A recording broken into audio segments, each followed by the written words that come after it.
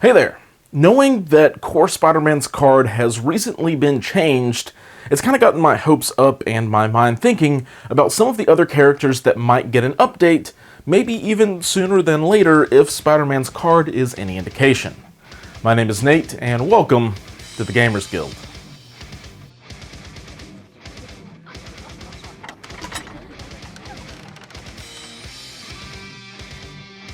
Now, of course, there are probably over a dozen characters that could use a bit of a tune-up or even be tuned down, but in this video I want to highlight my 5 biggest wishes for tune-ups and how I would go about it.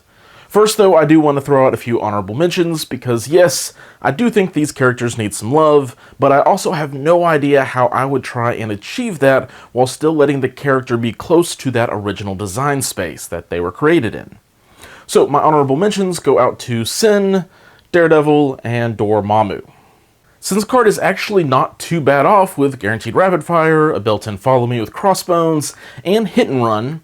Her spender could probably come down in costs to 3 since the trigger is on the harder side to hit for just a 6-die attack, but what is really difficult to get past is the 4 stamina on the healthy side when she is your leader.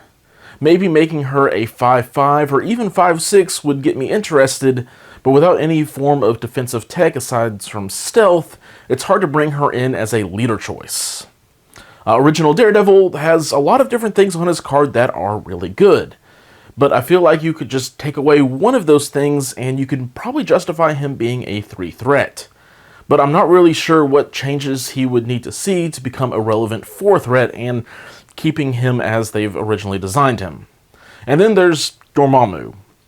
Even our nerfed Tiger King still feels like more of effective of a character at 7 threat than what Dormammu does at 8.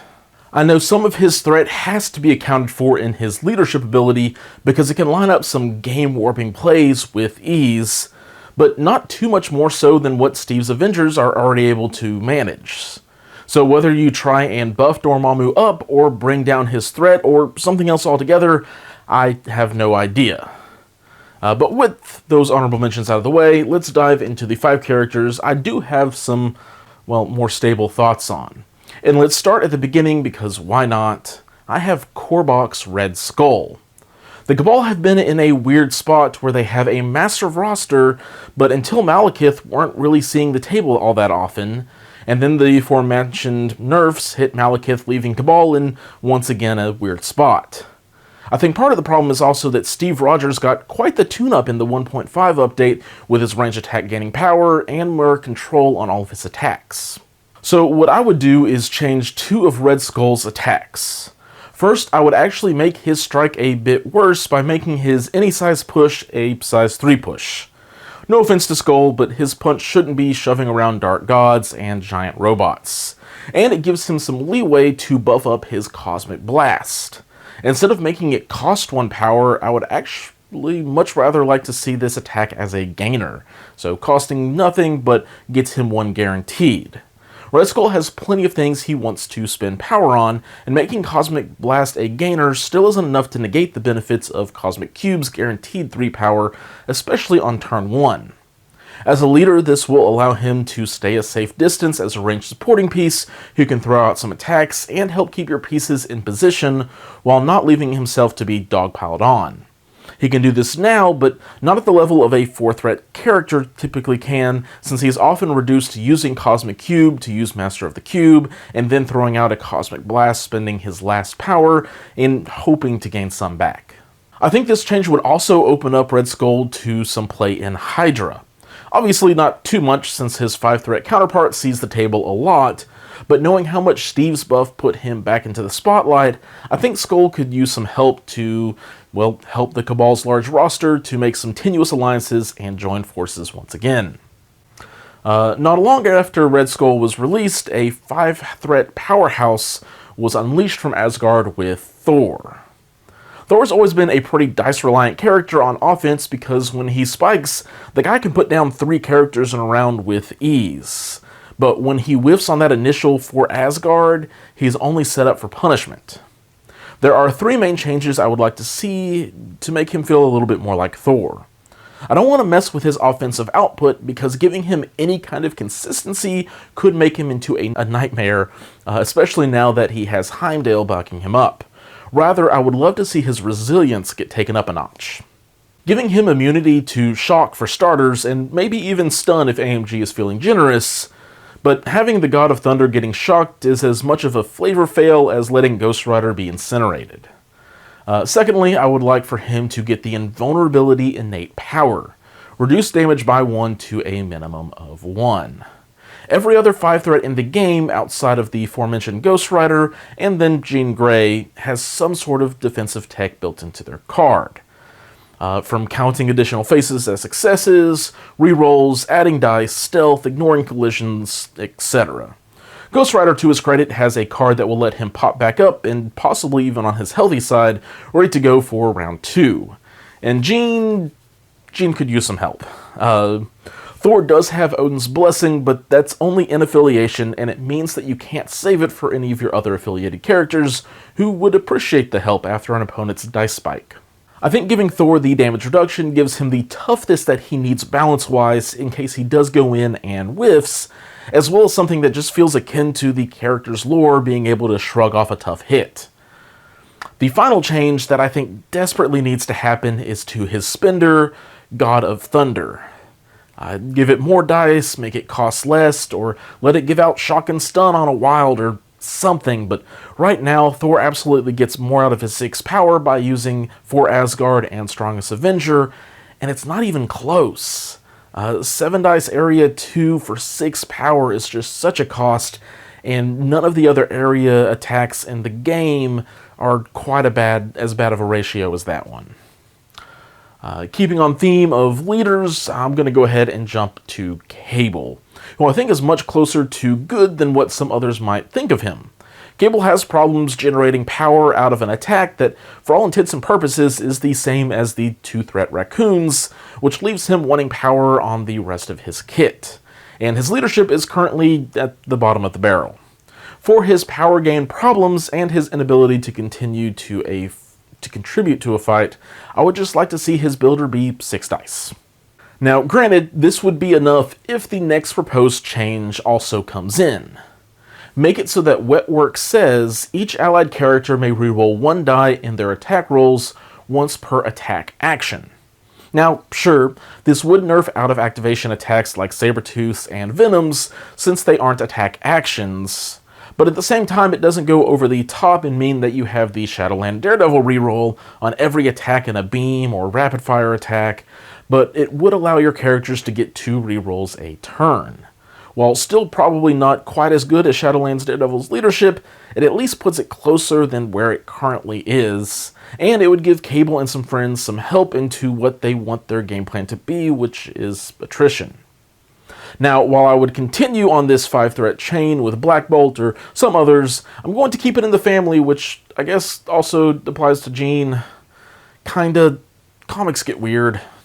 I am talking about his dad, Cyclops, which is probably where he got the bad leadership from in hindsight. Anyways, I think Cyclops could also use 3 small changes and then probably be fine. First, let Optic Blast push a size 3. We've seen it wreck Sentinels, but Shuri's Pew Pew Gauntlets are supposed to push a size 3, and Cyclops can't? Come on. Additionally, make Field Leader cost 2, but make it so that it can only be used once per turn instead of once per character. This makes the power much easier to justify using, and it keeps it balanced in such a way that Cyclops can't reposition most of his team if he gets a good builder hit in or 2. Then finally, his leadership. I feel like there is a chance that this one becomes one that is really easy to break if it gets taken too far. At a minimum, I think the range restriction should be moved to 5. I believe that taking it off altogether would be a bit too much, but extending the range would be very beneficial without it being too crazy. The second part that would probably need people smarter than me to see if this would take it too far is removing the minimum of 1 part of the leadership.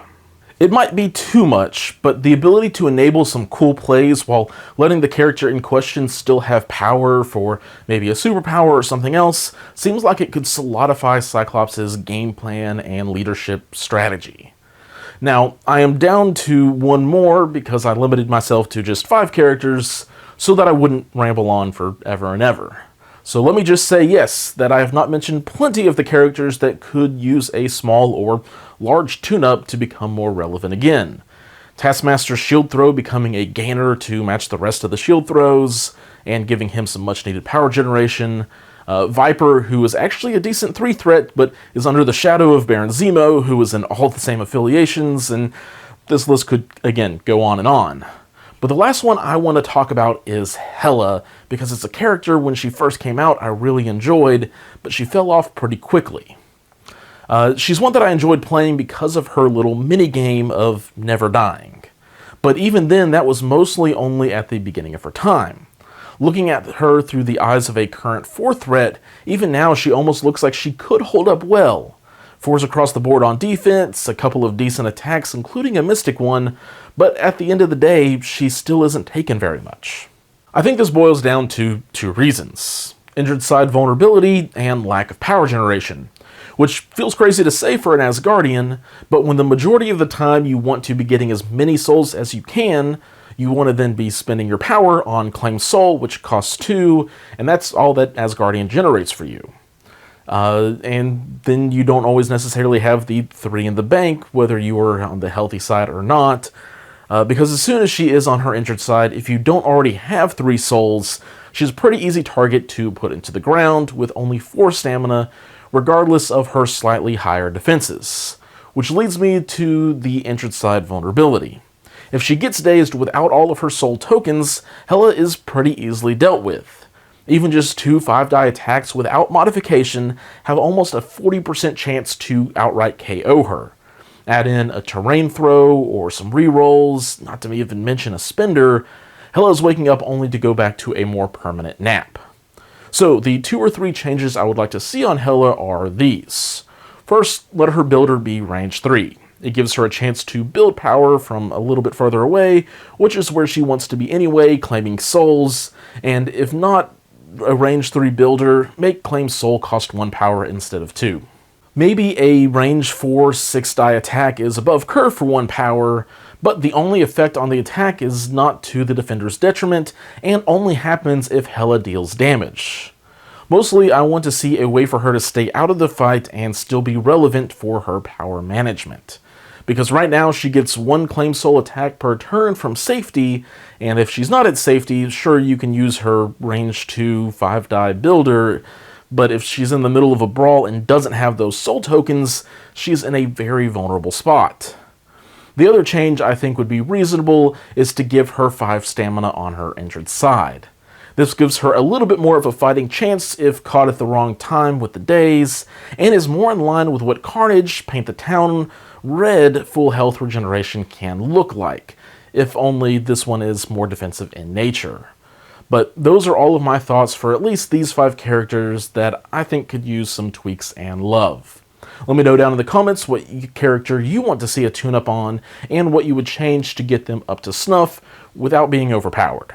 As always, I want to say thanks to the members of the Guild Hall who are supporting the channel and podcast with your contributions.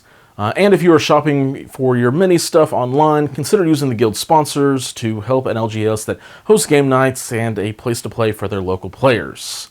If you're in the UK, shop at Tritex. You can use the code TritexGGCP5 at checkout for an extra 5% off. And if you use that on a pre-order item like Rhino, that'll save you 25% off total.